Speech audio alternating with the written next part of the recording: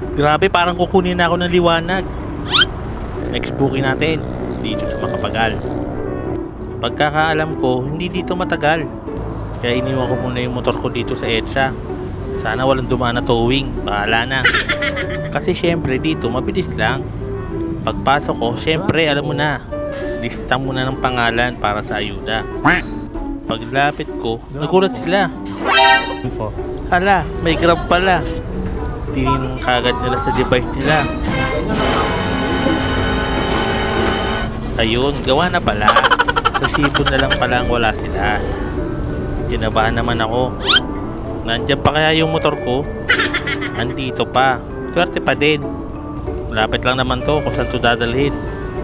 Sa Newport. Kaya dito na ako sa Circle magte-teleport. Ayos, mabilis lang. Pagtawag ko sa customer, sabi niya wait lang. Nandiyan na pala siya sa labas, nag-aabang. Thank you, sir. Very good na naman. Next booking naman tayo mga paps.